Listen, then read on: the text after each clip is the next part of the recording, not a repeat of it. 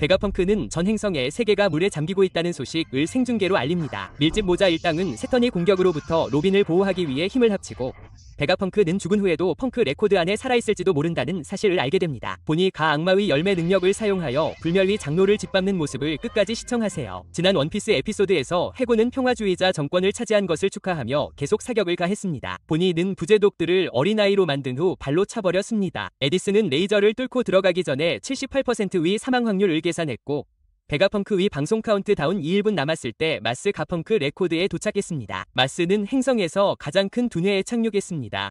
베가펑크는 자신이 커피가 아직 용암처럼 뜨겁다고 말하지만 영상 메시지 준비 시간은 충분히 했다고 생각합니다. 착가는 30초 남았다고 말합니다. 피타고라스는 전 세계가 지켜보고 있다는 사실에 불안해합니다. 마치 행성이 이미 몇 분 동안 그들이 커피를 내리는 것을 지켜보고 있지 않은 것처럼. 마스는 위를 쳐다보며 자신이 무엇을 보고 있는지 의문을 품는다. 과학자가 죽은 후에도 살아남은 무언가. 그는 이것이 베가펑크의 진짜 모습인지 궁금해한다. 그리고 우리는 펑크 레코드의 모든 영광을 온전히 드러낸다. 또 다른 거대한 돔 안에 또 다른 거대한 돔이 있다. 말 그대로 베가펑크의 두개골 윗부분인 이 돔에서 우리는 이런 것에 죽음이 무슨 의미가 있는지 의문을 품는다. 스텔라의 정신이 그 안에 살고 있는 걸까? 그것은 지금까지 보여진 가장 거친 악마의 열매 능력 중 하나일 것이다. 달팽이는 스텔라가 피타고라스에게 그들의 녹음이 결국 덴덴 무시를 통해 모두에게 전해지리라는 대답을 전한다. 그는 그러한 연결에 자부심을 느끼지만 진실을 공유하는 것이 얼마나 중요한지 인정한다. 마스는 순진한 달팽이 위로 부츠를 맴돈다. 우리는 신우솝 이자란 이스트블루의 실험마을로 화면을 전환한다. 카야가 마을 위 유일한 후보인 듯 보이는데 도 비디오 달팽이가 없다는 사실을 알게 된 그의 전 해적 단원들은 실망한 표정을 짓습니다. 메리는 아이들에게 비디오 달팽이가 얼마나 거대한지 알고 있냐고 묻습니다. 일반 주택보다 더 크다고 합니다. 카이아는 베가펑크가 위약천재라고 말합니다. 아마 자신이 건강 문제를 해결하면서 알게 된 정보겠지만 요즘은 훨씬 좋아 보입니다. 오니언은 이미 알고 있었다고 주장하지만 린제는 즉시 거짓말을 합니다. 본부 위 해병들은 방송 시작을 위해 준비를 합니다. 트윈 케이프에서는 크로커스와 레온이 일반 달팽이를 사용하여 방송을 시청합니다. 그런 다음 우리는 베가펑크 위 고향인 볼티모어로 이동합니다. 어떤 아이가 유명한 의사가 정말 자기 섬 출신인지 의문을 품습니다. 한노인 이 일을 확인하고 베가펑크를 자신들 위 가장 큰 업적이라고 부릅니다. 아이는 베가펑크가 볼티모어 위 재앙을 초래했다고 생각하지만 노인은 사실을 바로 잡습니다. 그것은 프랭키 위짓이었습니다. 장로는 사이보그가 실제 우주선이 된다는 소문도 듣고 베가펑크 위 얼굴을 본 지 얼마나 되었는지 궁금해한다. 우리는 초퍼 가시관 이동 중에 훈련했던 사우스블루 위 버디 왕국에 도착한다. 누군가는 그 방송 이 초퍼가 머물렀던 섬과 관련이 있다고 추측한다. 또 다른 사람은 베가펑크를 수많은 무기를 만든 현대 과학의 왕으로 여긴다. 해적섬 하초스에서는 해적 정치가 잠들지 않기 때문에 여전히 내전이 해결되어야 한다. 베가펑크는 행성 전체를 향해 연설하며 모두 위 관심을 사로잡는다. 에그헤드로 돌아와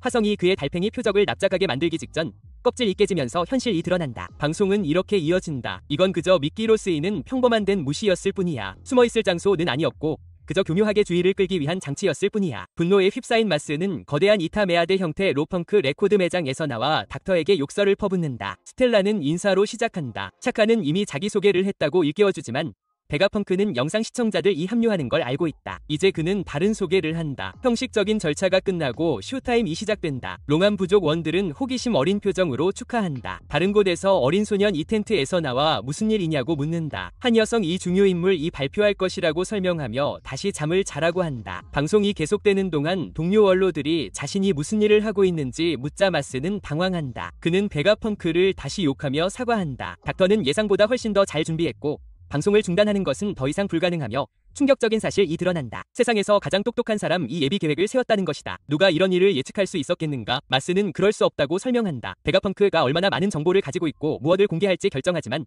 그들에게 상기시킨다. 요크는 스텔라의 계획을 언급하며 오하라 학자들이 시작한 것을 이어간다. 각 장로는 잠시 멈춰서서 자신들 위 끔찍한 상황을 인지한다. 이것은 클로버 교수의 마지막 추론과 유언을 반영하지 않을 것이다. 이것이 후속편이 될 것이다. 한편 의식을 잃은 메가펑크는 산지에게 옮겨져 불길속을 질주한다. 산지는 위사 가 구조가 필요한 소녀의 목소리를 듣는지 묻는다. 그는 보니 가 다른 사람들과 함께 나타나 자 도움이 필요하다고 확인한다. 산지는 그들 위에 검을 든 장로를 발견하고 이 생물이 무엇인지 묻는다. 장로는 그들이 거부하고 보니 가 그들의 군사력을 훔치 도록 내버려 둔다고 선언한다. 프랭키는 그녀와 위협 사이에 서서 보니 에게 물러나라고 명령하지만 산지는 이 영웅적인 순간을 방해하며 대신 구세주 지위를 차지하려 한다. 검은 검을 발사대로 사용한 산지 위 불타는 발차기는 신화 속 생물 위 턱을 긋는 피에 닿는다. 산지는 불타는 발로 이 업적들을 계속 모으지만 말로 대답하는 대신 앨러스의 머리가 포즈를 취하던 중 불이 붙는다. 뼈만 남은 말 머리가 몸에서 튀어나와 산지를 물어 뜯다가 뼈 가부러지기 시작한다. 다행히 산지는 스텔라를 던져 부상을 피한다. 본인은 산지의 상태를 걱정하며 비명을 지른다. 거인 이이 혼란을 눈치채고 그들을 향해 다가온다. 몸에서 튀어나온 말 머리는 마치 애니메이션처럼 전달되는 악몽의 연료다. 도리와 캐시는 뉴주로에게 매달려 그를 제압하려 한다. 이로써 산지는 풀려난다. 본인은 악마의 열매의 왜곡된 미래 능력을 활성화한다. 해병들은 그녀가 하늘로 솟구쳐 오르는 모습을 지켜보며 거대한 미래 버전을 사용한다. 그녀는 거대해져 산지를 짓밟을 계획을 세운다. 그의 표정은 분노와 짜증으로 일그러진다. 방송을 통해 베가펑크는 두 가지 큰 죄를 지었다는 것을 인정한다. 스텔라는 자신이 범죄로 인해 살해당할 것이라고 세상에 알린다. 즉, 이 메시지는 그의 심장이 멈춘 직후 방송되도록 설정되었다는 뜻이다. 사보의 주민들은 이 뛰어난 과학자가 이미 사망했음을 확인하고 울부짖는다. 베가펀치의 라이벌들도 정신을 잃고 있다. 시저는 스텔라의 죽음을 거부하며 눈물을 흘린다. 특히 최근 저지와 힘을 합쳐 자신을 앞지르려 한 만큼 더욱 그렇다. 모건스는 자신의 신문 독점을 위협하는 비디오스 내일 방송 개념을 싫어한다. 보통 그는 속보를 가장 먼저 전한다. 제대로 시작하기 전에 스텔라는 모두가 이해하기를 바라는 중요한 사실을 명확히 해야 한다. 그는 자신이 목숨을 앗아간 자가 아무리 악해 보여도 절대 악하다고 생각하지 말라고 부탁한다. 그는 방송에서 도덕이나 윤리에 대해 이야기하지 않을 것이다. 동시에 로보지층 위 밀집 모자단은 세턴이 갑작스러운 등장에 직면한다. 세턴은 급히 앞으로 돌진한다. 그는 하찮은 해충들을 상대할 시간이 없기에 밀집 모자단에게 비켜서라고 명령한다. 하지만 로빈은 그날 밤 오하라의 목소리와 똑같은 그의 목소리를 듣고 뻣뻣해진다. 세턴은 그녀가 어리석은 사울이 도망치게 내버려둔 아이임을 알아본다. 로빈은 그녀가 5명의 장로를 응시하고 있다는 것을 즉시 깨닫는다. 나미는 거미 악마들이 무슨 이야기를 하는지 의문을 품지만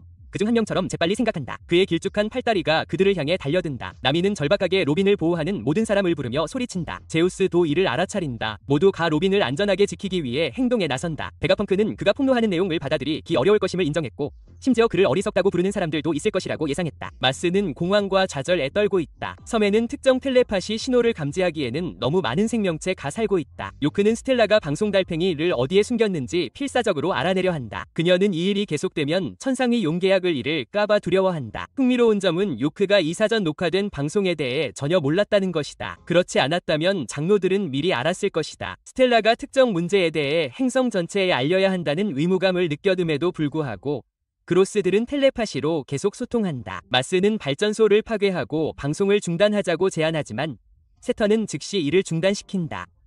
수많은 해병대, 제독, 9명의 중장, 군함, 장비, 사라핌, 그리고 평화주의자 3세대가 지나면 그들은 그들의 주인 에뮤가 간절히 원하는 마더 플레임 접근 권한을 잃게 될 것입니다. 그때 베가펑크가 폭탄 선언을 합니다. 원피스 세계가 바다 밑으로 가라앉을 것입니다. 해병들은 멍하니 위를 응시합니다. 고래와 물고기 떼와 함께 헤엄치는 인어들이 보입니다. 어부들은 곧 지구를 물려받을 것이고 하늘섬 주민들은 샴페인으로 건배할 것입니다. 악마의 열매 사용자는 즉시 바퀴를 쓰기 시작해야 합니다. 일반 시청자들 이 놓칠 수 있는 부분은 다음과 같습니다. 화성은 펑크 레코드 하우스를 발견했습니다. 베가펑크의 기능하는 정신은 이 과학자에게 죽음이 다르게 작용한다는 것을 증명합니다. 산지는 누로를 발로 차 피를 흘리게 한 후 엘러의 몸에서 해골말 머리가 튀어나와 그를 물었습니다. 본인은 자신의 힘으로 장로를 납작하게 만들 계획을 세우며 몸을 키웠습니다. 요크는 이 녹음에 대해 몰랐기에 공황 상태에 빠져 천상의 용의 배치를 위협합니다. 이제 끝입니다. 고대무기와 마더플레임은 침몰과 관련이 있으며 베가펑크는 조이보이가 어떻게 막으려 했는지 폭로하려 합니다. 바로 이 시나리오입니다. 이번 에피소드입니다. 불가능한 질문입니다. 만약 세계가 정말로 가라앉고 악마의 열매 사용자들이 익사한다면